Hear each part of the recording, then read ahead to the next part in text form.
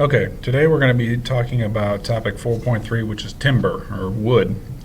So this material is the beginning of our content about the actual materials that are used in manufacturing and construction. So we're going to start with natural materials, and eventually we're going to work on to composite materials. So we're going to start with timber.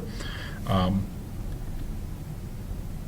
so first thing, timber.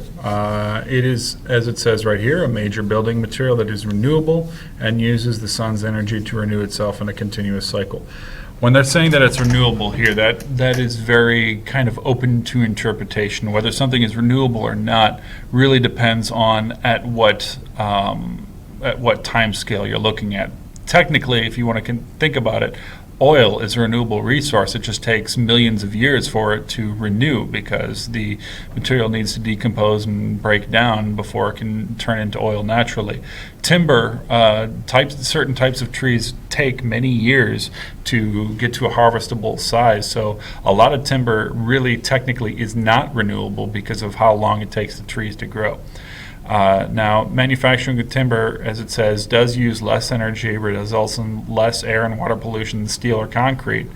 But you need to consider deforestation and potential negative environmental impact, and the use of timber can have on a detrimental impact to communities and wildlife. That is, deforestation and removing lots of trees reduces habitat for natural species, and things that are in homes that have trees around them are considered to be nicer. I mean, it's nice to have the typical tree in the front yard than it is to live in a kind of wide open grass field.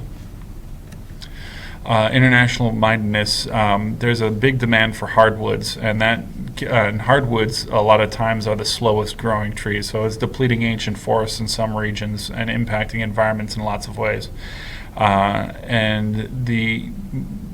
With theory of knowledge, designers are moving away from the exploitation of resources towards conservation and sustainability. Is the environment at the service of man? Now let's look at the structure of natural timber. Timber is basically a naturally forming composite material that is comprised of cellulose fibers that are in a lignin matrix, and a lignin is basically kind of like a natural forming glue. Timber has really good tensile strength along the grain, but very weak tensile strength across the grain. Compressive strength, it's not terribly great. There's a lot of things that have better compressive strength, but wood has a very good tensile strength. And this image shows kind of a breakdown and zooming in closer and closer to the actual structure of wood grain. Outline that timber can be classified according to conditions needed for tree growth. Now, there are trees that grow in temperate environments and tropical environments, and you do need to be aware of the distribution of these temperate and tropical regions around the world and the types of trees that grow in them. Specifically, IB is pointing out that conifer trees are referred to as softwoods and that they grow only in temperate regions. Now, IB is not correct. There are softwoods, there are conifers that grow in tropical and subtropical regions. The image to the right here is the cypress of Abarku in Iran. This was the tree that was planted in Babylonian times. It's estimated to be 4,000 years old, but it is a cypress that is a relative of a cedar tree, which is a conifer. Softwood trees are gymnosperms, that is, they are naked seeds, which means like pine cones are seeds in of themselves. They're not covered in some sort of fruit. Deciduous trees are referred to as hardwoods, and they grow in both temperate and tropical regions. They are fruit-producing trees. Angiosperms is the Latin term for that. They tend to lose their trees each year. This is actually a picture of an oak leaf. Now, the actual tips, the points of the oak leaf contain glands on the leaves that basically kind of produce a antifreeze almost, a natural forming antifreeze that prevents the leaves from freezing solid when it gets really cold. So you'll see that a lot of tropical leaves, they don't have a whole lot of points, tips to the leaves. A palm branch, for example, a palm leaf has only one point at the very end, where you look at oak and maple trees that grow in colder regions, they have a lot more points on the leaves. Discuss the issues relating to consideration of timber as a renewable resource. Remember, you have to consider here how long it takes for trees to reach maturity, soil erosion aspects, greenhouse effect, extinction of species, and these issues should be placed in local, national, and international context. Now, like I was saying, some oaks take a long time to mature, 35 to 85 years before you can harvest them. Pine trees grow faster, they only take 14 to 16 years, and bamboo grows even faster than that. It takes 3 to 5 years before it's harvested, although bamboo technically isn't even a tree, it's a grass. Soil erosion, when you harvest plants, the root structures are retaining soil. So when you remove those plants, you remove those root structures so that soil can be eroded away. That gives us events like the Dust Bowl of the early Great Depression era, where you had wide swaths of the Great Plains that lost all of their plants, so the wind was just eroding the soil away. Greenhouse effect. Trees naturally sequester carbon. That is, all plants, like you learned in grade school, breathe in carbon dioxide and breathe out oxygen. The actual chemistry behind it is a little bit more complicated, but the carbon is absorbed by trees, and that's used to actually for the tree to generate sugars that it uses to grow. And then extinction of species. Here I'm talking about species of trees. For example, the African blackwood, the mapingo tree, Brazilian rosewood, and baobab trees. Those are trees that are going extinct. You can check out the Botanical Gardens Conservation International website right there to talk about some of the trees that are going extinct. But there are also species of animals that use these trees, and species of insects that use these trees as habitats. Those are going extinct as well. Composite timbers are different than natural timbers. In fact, composite timbers are made by man. They're man-made woods. Now, there's 3 of them that I'm going to talk about. OSB, or oriented strand board, you're going to see is basically kind of like wood chips that have been pressed together, and then there's a glue that's injected that holds everything together. Particle board is very much the same, only the chips are much smaller. So it's a lot denser than OSB. OSB is if you have a 4-foot by 8-foot sheet of particle board and a 4-foot by 8-foot sheet of OSB and a 4-foot by 8-foot sheet of plywood, and they're all the exact same thickness. The plywood is going to be the lightest, the OSB is going to be the second lightest, and then the particle board is going to be the heaviest by density. Plywood is actually layers of sheets of wood that have been glued together and pressed together to form large sheets. These are all composite timbers. They're man-made. Compare the characteristics of particle board, laminated woods, for example, plywood, pine, a soft wood, which is a naturally occurring wood, and mahogany, which is a hardwood. You need to understand the composition, hardness, tensile strength, and resistance to damp environments, longevity, and the aesthetic properties of grain, color, and texture.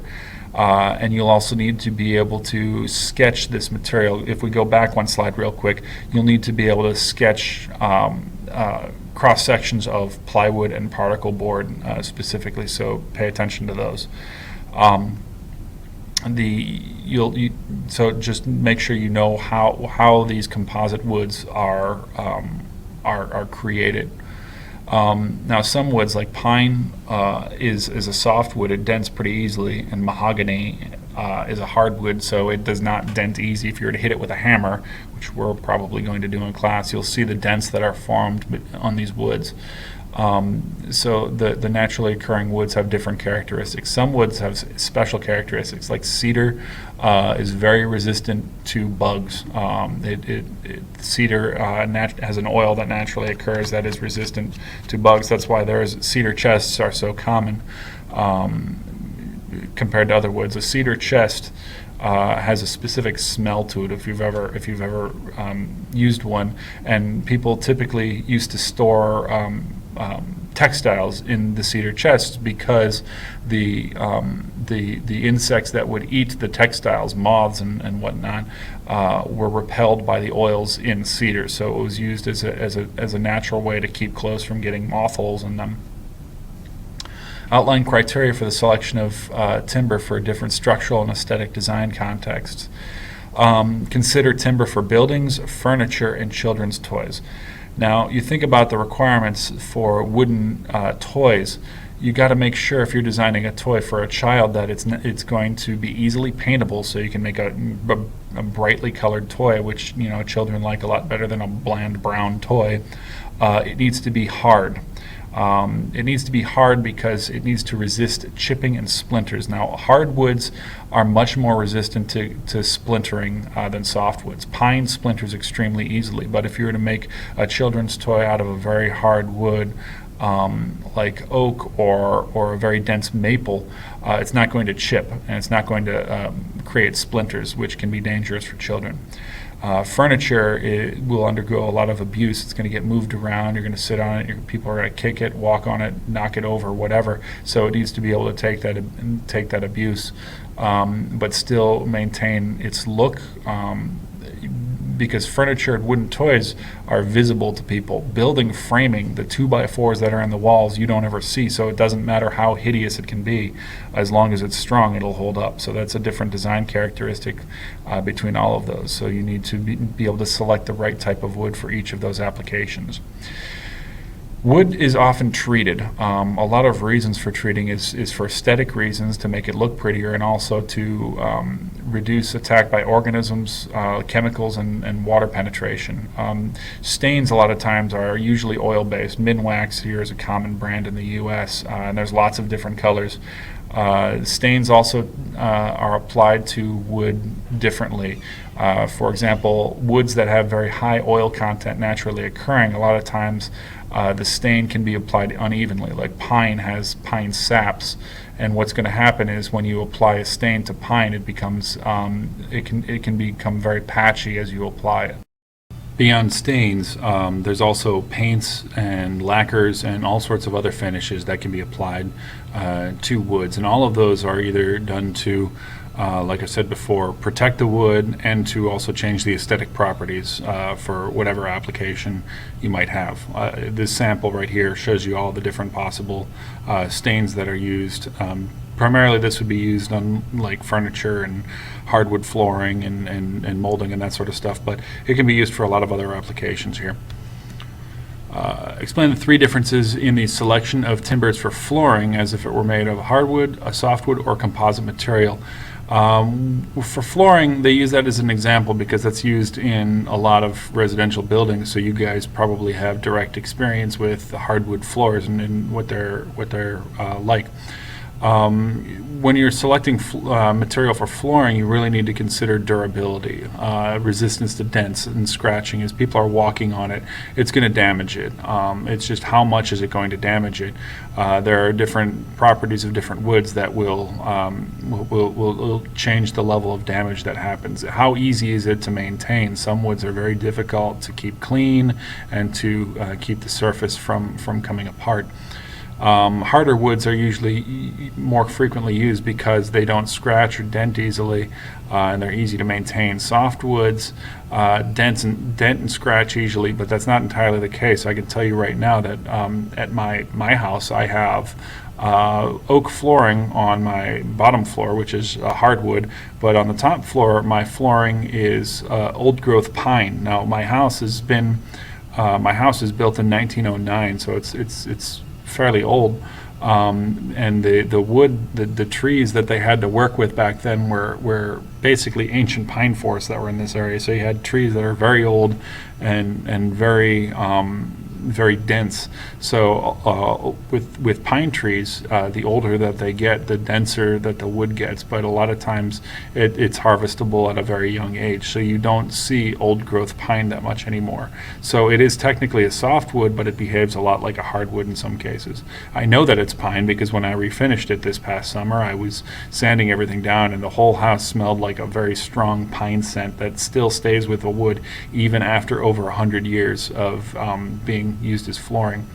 Bamboo, like I said before, is technically a grass, but it's extremely hard, and it's used in flooring because of this hardness and also because of how quickly it grows.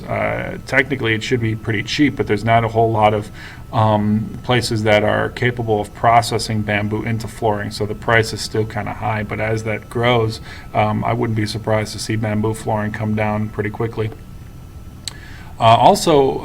Strangely, cork is also used in flooring, a lot of times in bathrooms, because it tends to absorb and somewhat resist moisture. So cork is an extremely soft wood, but it's sometimes used in flooring as well. And then composite flooring is pretty neat because composites are like those plywoods that you saw before. But companies like Pergo, there's a link on the slideshow here that you can take a look. They actually print grain patterns of exotic woods. If you take a look at some of what they have available, they actually have printed grain patterns on their composite laminate flooring that is designed to look like trees that are not able to be harvested, like the African blackwood and rosewood trees that are near extinct species of trees. They actually were able to get photographs printed up of the grain pattern on the wood, so it makes it look like it's these exotic woods, but it's really just a composite material. So there's a lot of applications for both natural occurring and engineered timbers.